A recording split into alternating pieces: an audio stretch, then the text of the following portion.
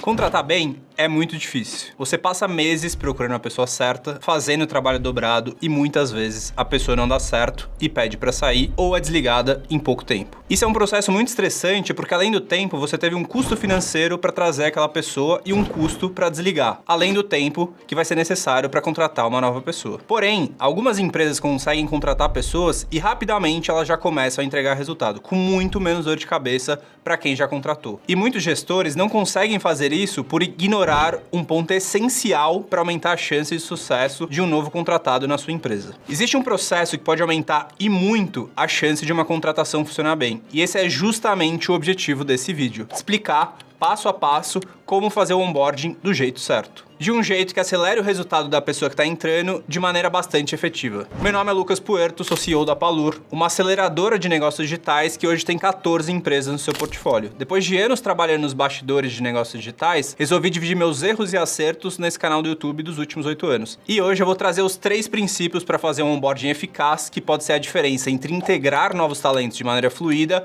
ou enfrentar altos índices de saída de pessoas, baixa produtividade e insatisfação geral na equipe. E o primeiro ponto é entender o porquê vale a pena se preocupar com o onboarding. E o principal, na minha visão, é que um bom onboarding ele vai reduzir bastante o tempo que novos colaboradores levam para se tornarem produtivos. Segundo Harvard, 40 a 60% das contratações falham em até 18 meses, especialmente por conta de um onboarding fraco. Lembro que quando eu comecei a fazer um estágio no mercado financeiro, o meu onboarding foi receber uma pilha de materiais super técnicos que eu mal conseguia entender. Afinal, eu estava no meio da faculdade e eu passei dias simplesmente tentando entender o que estava escrito lá. Ninguém me explicou como seria meu trabalho, que reuniões eu participaria e como a empresa realmente funcionava. Imagina que você comprou um curso online. Aí depois que você compra, alguém te liga. Essa pessoa ela passa a te explicar como vai funcionar. Que dias são as aulas ao vivo, como que é o suporte, como você pode pedir reembolso. Isso é um bom onboarding. O mau onboard é, nada acontece, você simplesmente compra e você não sabe como que vai funcionar dali pra frente. É a mesma coisa dentro da sua empresa. Uma coisa simples que você pode fazer é como se fosse a Wikipédia da sua empresa, que não precisa ser nada complicado, nada mais do que um compilado contendo os links para todos os documentos importantes da sua empresa. E aí você precisa se certificar que as pessoas que estão entrando na sua empresa vão ler realmente esse documento. Hoje a gente usa, por exemplo, o Notion para catalogar as informações da empresa. E o que pode conter nesse wiki da sua empresa? Vai ter como é que funciona a política de reembolso, como é que funciona as folgas, com quem aquela pessoa tem que reportar, como que essa pessoa tem contato com o RH, como que ele tem contato com o pessoal de TI. Então tem uma clareza de como funcionam os processos efetivamente dentro da empresa. E se você começar agora a documentar todos os processos da sua empresa, em até 3 meses você consegue documentar tudo. Isso vai fazer com que cada pessoa nova que entre já tenha acesso a esses processos. Então isso vai te poupar muito tempo lá na frente. Esses processos escritos, eles passam a ser o currículo de integração da sua empresa. Cada novo contratado lê os processos que ele vai ter que fazer efetivamente. E uma coisa relevante é você tornar o programa de treinamento obrigatório e não opcional para as pessoas que estão entrando. É importante sinalizar que esse treinamento e orientação são prioridades e que eles não devem ser cancelados ou adiados. E justamente nesses treinamentos é o momento de você falar sobre a cultura, os valores e quais são as normas da empresa. Um ponto que eu recomendo fortemente evitar é você evitar generalidades. Temos uma cultura de transparência total, colocamos o cliente em primeiro lugar.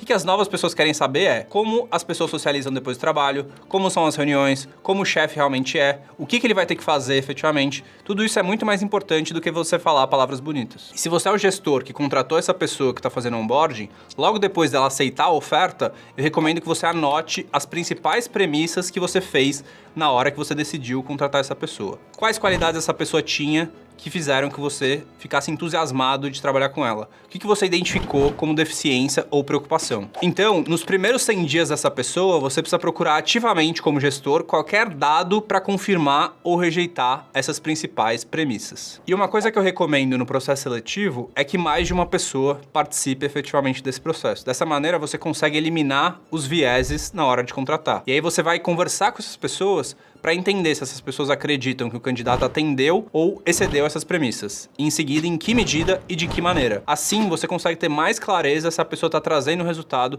que vocês estavam buscando. Então, para finalizar esse ponto, é essencial que o onboarding ele precisa trazer a pessoa para o estado de prontidão. Ela precisa estar pronta para trazer resultado para a empresa. E antes de falar o segundo ponto para fazer um onboarding excelente, eu quero te pedir para você curtir e se inscrever no meu canal. Dessa maneira, meu conteúdo chega em cada vez mais pessoas. E o segundo ponto é, um bom onboarding vai diminuir seu turnover, ou seja, a saída das pessoas vai ser menor, o que reduz muito o custo de saída de uma pessoa que entrou há pouco tempo. Colaboradores que passam por um processo estruturado de onboarding têm quase 2/3 mais chances de permanecer na empresa após 3 anos do que aqueles que não passam. E como aumentar a retenção de talentos na sua empresa? À medida que você começa a dar ao novo contratado responsabilidade operacional, é essencial que você se encontre individualmente com ele durante os primeiros meses. Inclusive tem um vídeo no canal que eu falo sobre como fazer o one-on-one do jeito certo. Se você quiser, depois assiste esse vídeo. Durante essas reuniões, você precisa verificar se a atividade de integração programada está realmente acontecendo e se as sessões de treinamento não estão sendo canceladas. Ao contratar novos gerentes, você precisa evitar o erro de dar a eles pessoas para gerenciar imediatamente. Você precisa dar um tempo para eles percorrerem a organização antes de assumir responsabilidade operacional, para que eles possam conhecer as pessoas de outros departamentos e se encontrar com clientes e fornecedores fora da sua área funcional. E eu aprendi um processo com a Amazon que eles chamam de oferta por meio de integração. E o que acontece quando a equipe decide oferecer o emprego ao candidato? Em muitas empresas, quem está contratando faz com que o RH faça a oferta. Esse é outro erro. Então, o processo seletivo inteiro já correu. A pessoa já conversou com o RH, conversou com outras pessoas e vocês querem trazer essa pessoa para dentro. Quem eu recomendo que faça a ligação para fazer a oferta é a pessoa que vai ser o gerente. Dessa maneira, você consegue vender exatamente a empresa para aquela pessoa. Mantenha o candidato animado. Não apenas sobre a empresa, mas também sobre os membros da equipe com quem ele vai trabalhar. Eles passarão a maior parte das suas horas acordadas com essa equipe, possivelmente pelos próximos anos. E como garantir uma cultura forte e um alinhamento entre eles? E é justamente o que eu vou falar no terceiro ponto. Como desenvolver uma cultura organizacional mais forte, com valores e expectativas claros desde o início. E como você melhora a comunicação? É justamente no onboarding que você vai conseguir transmitir informações e expectativas para esses novos colaboradores. Então vamos dizer que você acabou de contratar uma pessoa para cuidar da área financeira da sua empresa. No onboarding, você vai alinhar as expectativas que você tem para os próximos meses. Então qual é a expectativa que eu tenho para o primeiro trimestre desse novo financeiro? Primeiro ponto, propor um novo plano de saúde para a empresa. Segundo ponto, reduzir os recebíveis vencidos pela metade. Terceiro ponto, fechar as finanças até o dia 10 do mês seguinte. Então, quando você traz essa clareza para essa nova pessoa, você está passando exatamente o que ela precisa fazer. Então, se a pessoa não entrega, você pode simplesmente mostrar, o combinado que a gente teve foram esses 3 pontos. Por que você não conseguiu cumprir? Como que eu posso te ajudar, efetivamente, a resolver esses problemas? Onboarding não pode ser só papelada. Ele precisa ser um processo de celebração. Ele deve conseguir criar uma conexão emocional entre a nova pessoa e o restante da sua equipe. Você precisa criar um processo formal de integração, um cartão de boas-vindas assinado, um almoço de comemoração, um kit que você manda para casa da pessoa com uma mochila, garrafa, caneta. E durante a integração, a chave é projetar o processo em torno do ensino dos seus valores e do seu propósito. Então esse almoço de boas-vindas, o kit, tudo isso precisa girar em torno do valor e do propósito da empresa. Um bom onboarding, ele deve atender os 5 Cs. O primeiro C é compliance, então explicar para a pessoa quais são os procedimentos e regras da companhia. O segundo ponto é a clarificação, então quais são os conhecimentos necessários que a pessoa precisa ter sobre a empresa e sobre a área. O terceiro ponto é a cultura, qual é o propósito, qual é o sonho, quais são os valores, quem são os fundadores, quem são os gestores-chave que aquela pessoa precisa realmente conhecer. O quarto ponto é a conexão, o relacionamento e a socialização com as pessoas que ela vai trabalhar. E por último, a confiança, como que eu demonstro confiança naquela pessoa que está entrando. Ajustando o onboard corretamente, sua empresa vai ter uma cultura organizacional muito mais forte.